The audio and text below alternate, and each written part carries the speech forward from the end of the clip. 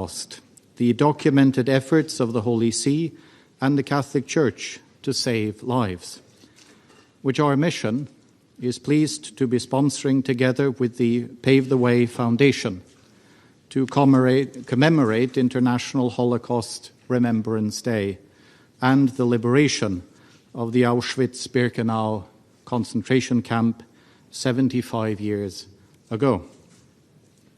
Now, I'm moderating this event today because the permanent observer of the Holy See to the United Nations just arrived.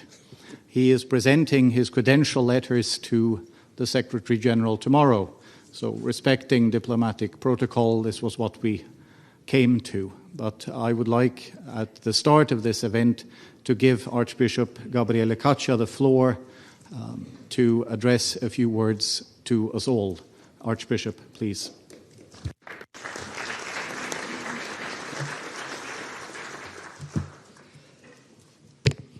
Thank you very much to all of you. As Monsignor said, I've just arrived. Tomorrow I will present the credential, and I'm so grateful to all who have prepared this side event in this special day. I welcome you all from the deep of my heart. I see that it's a large, numerous congregation, and I hope that will be helpful to commemorate this sad event, but also to give us hope for our lives and the life of this world. I thank all the panelists and especially the Pave the Way Foundation for their help, and all those who have studied the contribution of the Holy See during these dark years. 2020 marks the 75th anniversary of the institution of the United Nations. And we don't have to forget that this institution was born out of the Second World War. What happened made all people make a cry, never again. In the context of this drama or this horror of the war, there was also the Shoah that shocked any human being. And again, we said, never again. So commemorating this anniversary of this institution also is an appeal for all of us to remember where we come from. Because if we lose our roots, we have no future. And I would like to turn a little bit this occasion in a personal dimension. The war, the Shoah, if we can use an image, was like to be in a room without light, completely darkness. But in some spots, there were some lights.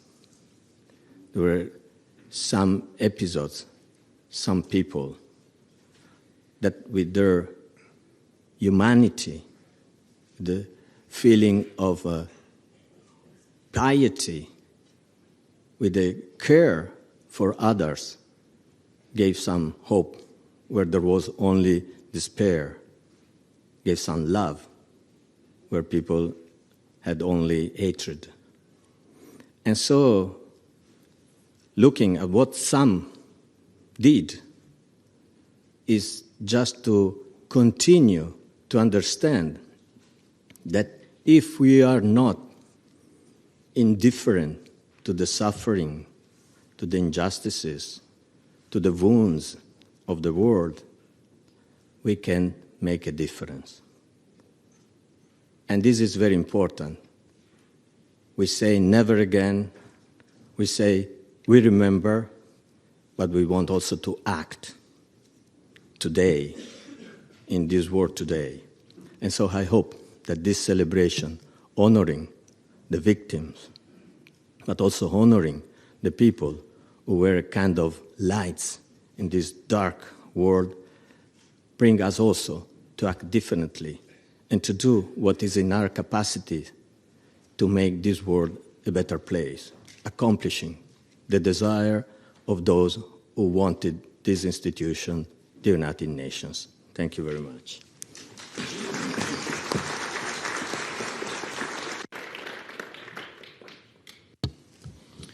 Thank you, Archbishop Gaccia, for those remarks. Before I give the floor to Gary Kropp and his opening remarks, a practical note. We have, or we hope to have, about 20 minutes for questions and answers at the end of the side event, after all the panelists have spoken. Now, to be able to manage that effectively, also noting the crowd that is with us today, we have prepared an opportunity for everyone to submit your questions electronically during the event, during the presentations. So if you have questions, if you would kindly send them via email to the following email address: questions@holyseemission.org.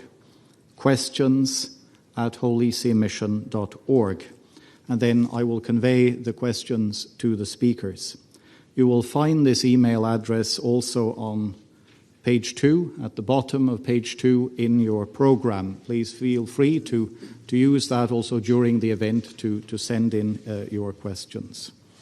If anyone is present here today but does not have a tablet or a phone or a computer, perhaps we can help each other in providing a means for the questions to be communicated. Before we begin, allow me to conclude with a quote from Pope Francis that he spoke yesterday at the end of his Angelus greeting. He spoke these words to the crowds praying with him in St. Peter's Square in the Vatican. He said that, and I quote, "Today we mark the 75th anniversary of the liberation of the Auschwitz-Birkenau extermination camp. Before this appalling tragedy, this atrocity," the Pope continued, "it is not possible to remain indifferent, and the duty to remember it is grave. We are all invited," he urged, "to take time to pray and reflect, with each one saying in his or her heart, 'Never again, never again,'" end quote. So as I pass the floor now to Gary Kropp, on behalf of the Pave the Way Foundation, President and founder of the foundation, allow me to also say thank you for all the work that you are doing and for your efforts in making this side event possible and organizing it with our mission. Thank you very much, Monsignor. Distinguished ambassadors, religious leaders, esteemed panelists, dear ladies and gentlemen, I wish to begin by thanking the Holy See Mission to the United Nations for inviting Pave the Way Foundation to participate in this most important event on this solemn day of remembrance.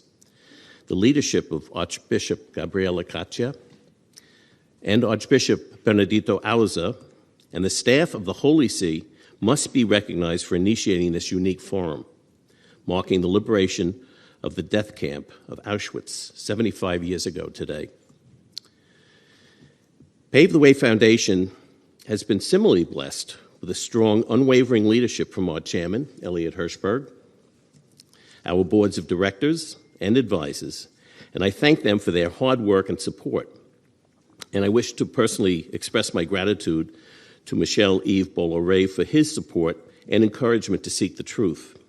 But most importantly, I wish to thank my wife and my partner for over 50 years, Meredith, over here.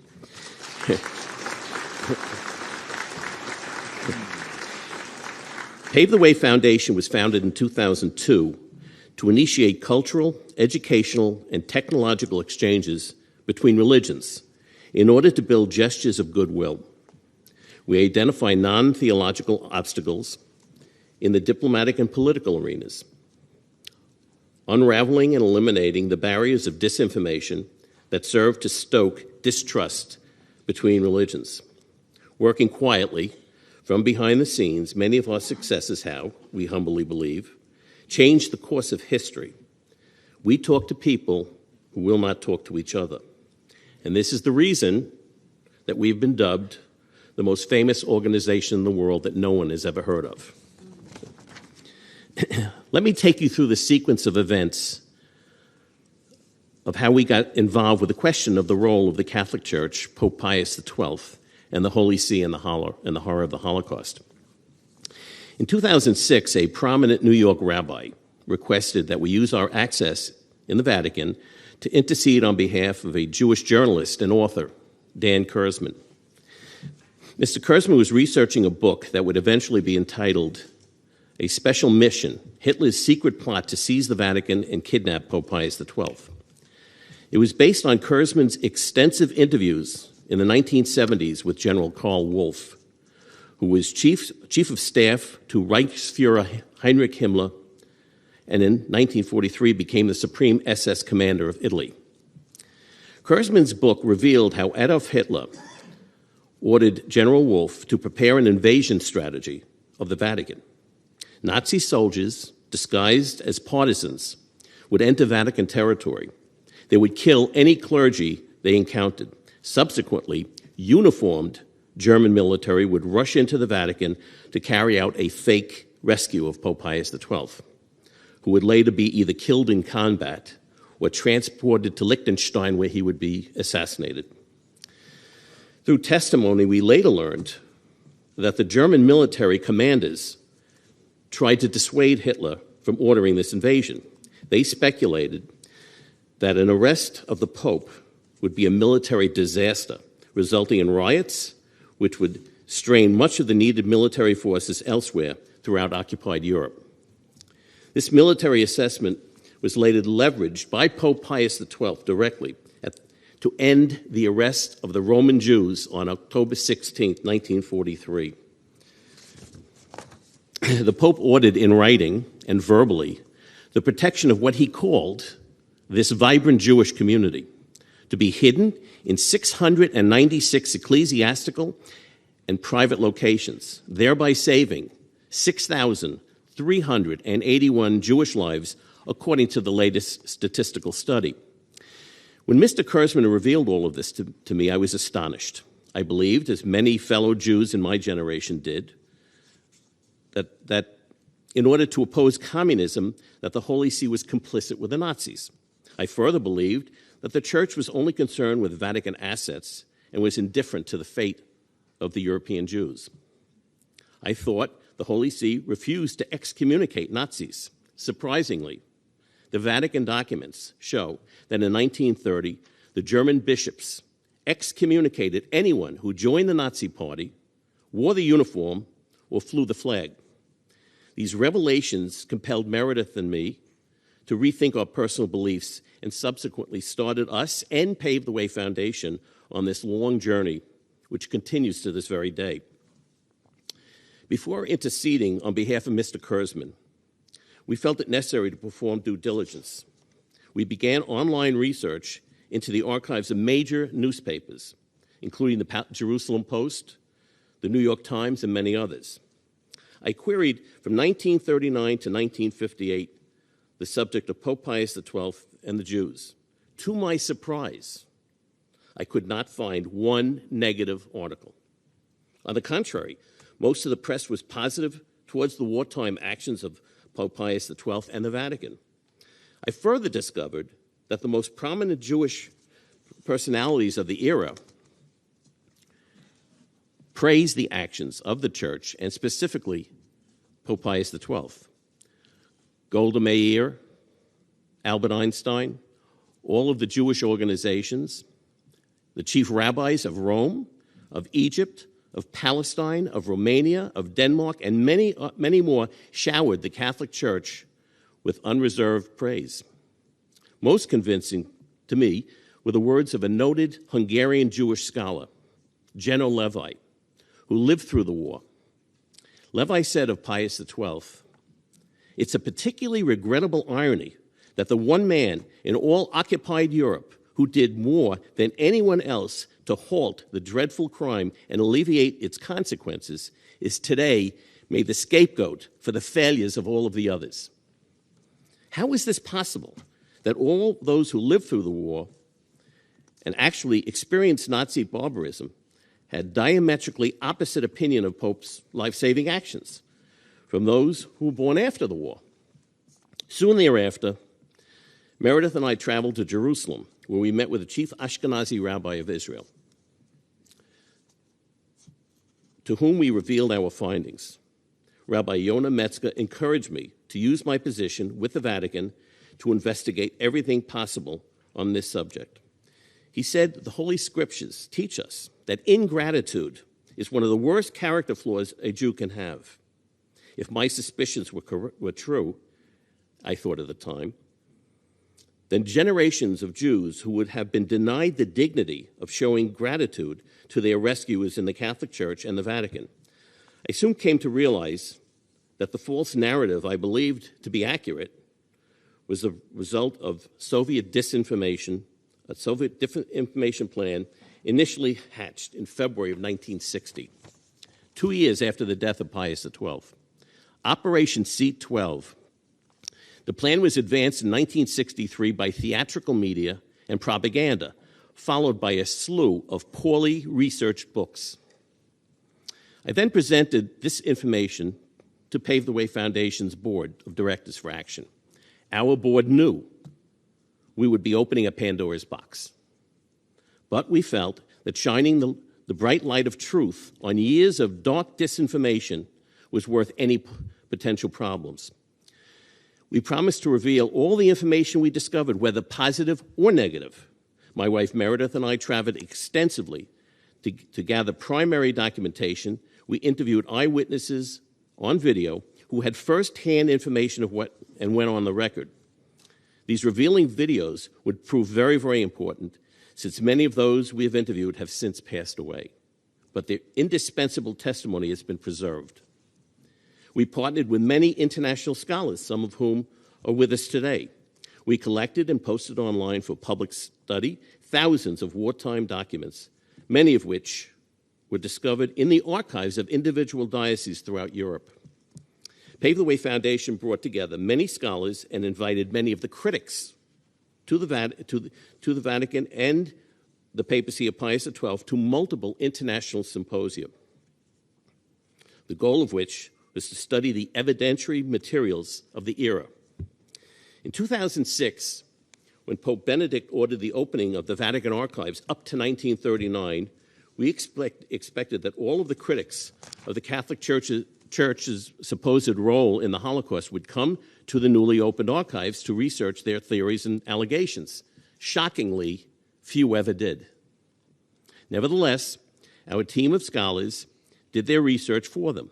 To date, we have posted on our website 76,000 pages of primary sourced documentation along with eyewitness videos on our website. The research all available free of charge for scholarly study. For this effort, we thought we would be applauded by all of those historians who had been clamoring for wartime documents. Instead, we were excoriated by those whose books and theories were totally discredited by the evidence we had unearthed. In 36 days, Pope Francis will open 6, or actually all, of the Vatican archives, 8 years earlier than canon law decrees. We fully expect much will be revealed, and our efforts over the last 14 years will be confirmed and advanced.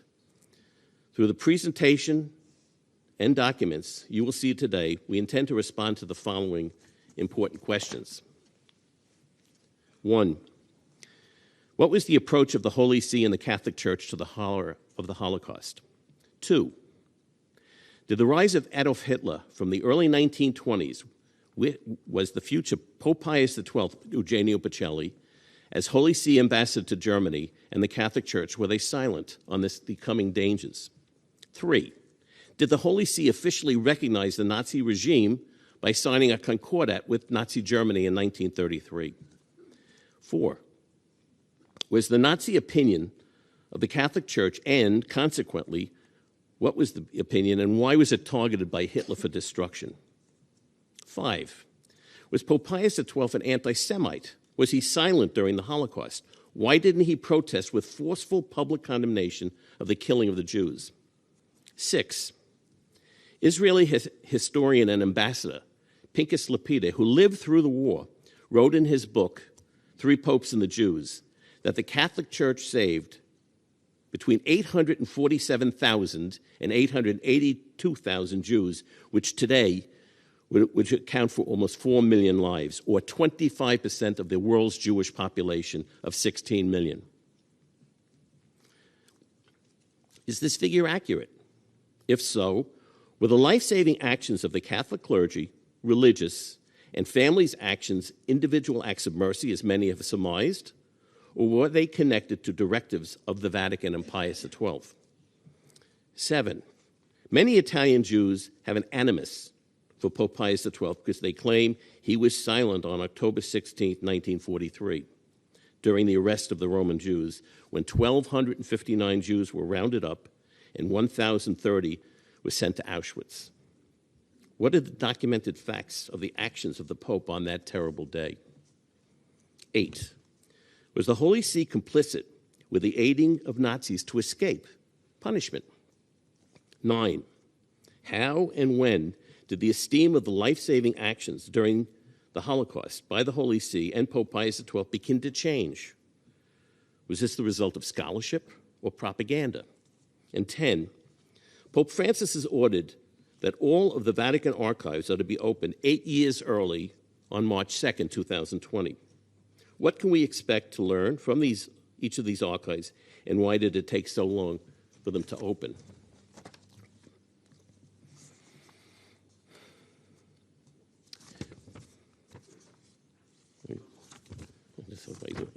I'm missing my last page. I just wanted to make that this I have to do from memory. I can't find the page, believe it or not. You have it? Okay, perfect. Thank you.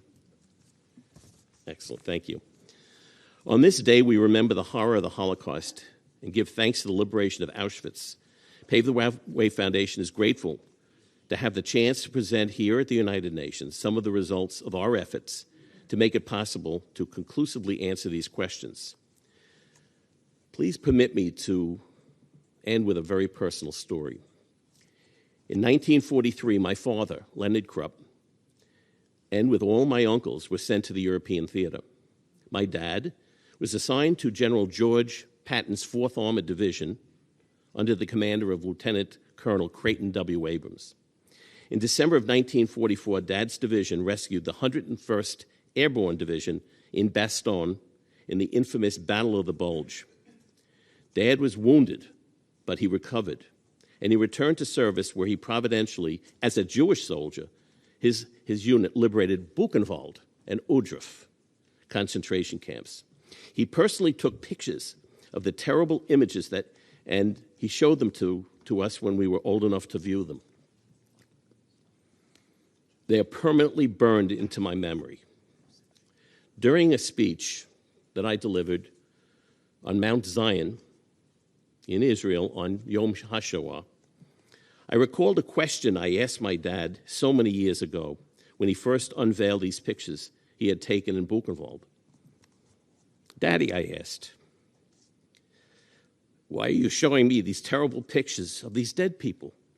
He answered, so that we may never forget and these things may never happen again. Today is the day that we remember these atrocities so they may never reoccur. We remember those who liberated Auschwitz and the other camps, and we remember with gratitude those like Pope Pius XII and the many faithful Catholic bishops, priests, nuns, and lay people who risked so much to save Jews from the fate of the camps. They are the reason that we are here today. Thank you very much.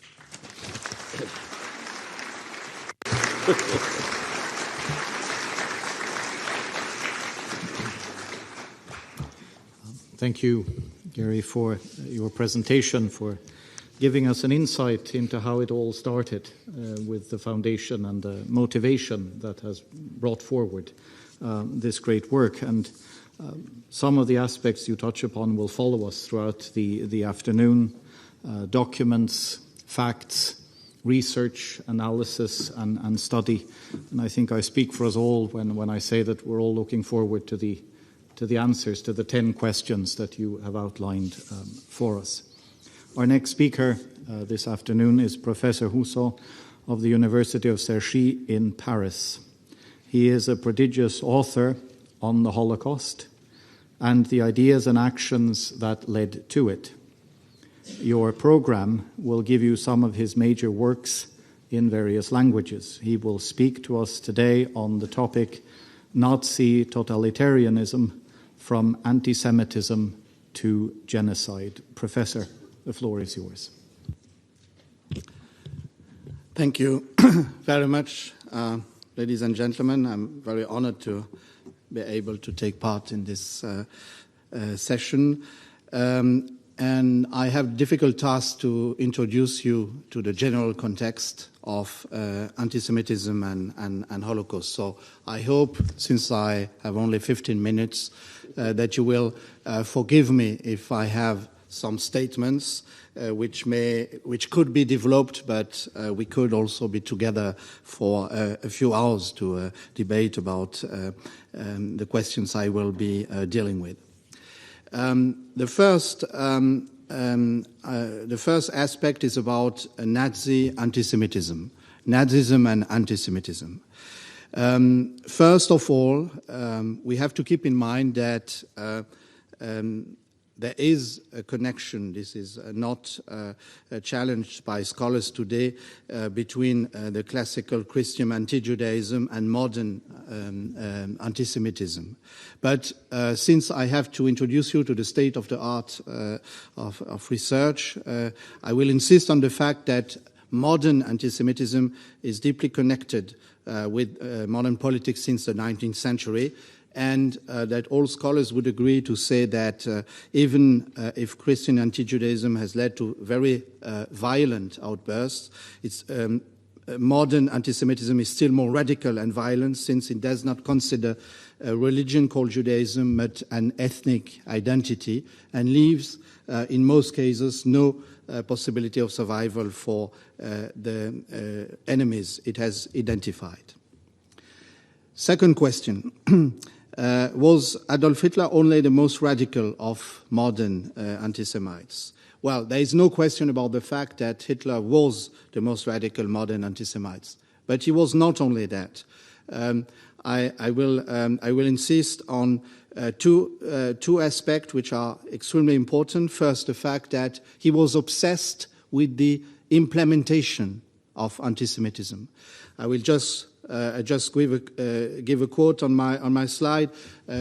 Houston Stewart Chamberlain was the son-in-law of Richard Wagner, and he met Hitler in 1923, and he went out of the meeting with this very characteristic sentence: "We have been speaking for decades. Adolf Hitler will implement it." So I think that there are three characteristics which made Hitler's anti-Semitism a unique tool of destruction. First, as I just mentioned, that Hitler really meant it. Secondly, that it was to be implemented during a war unleashed by Germany. And thirdly, that it was part of the totalitarian project. I will insist on something which is not so well known, but there has been a lot of studies in recent years about the motivation of Hitler's anti-Semitism. I will insist on something which is, I think, important in the perspective of our panel today and the reflection of what is shared by Christians and Jews too. We have explicit statements by Adolf Hitler, by Heinrich Himmler also, insisting on the fact that killing the Jews was the first step to erasing the Ten Commandments from German and European education. He saw the Jews as the bearers of what he called the European conscience, and it was negative in his views, and he insisted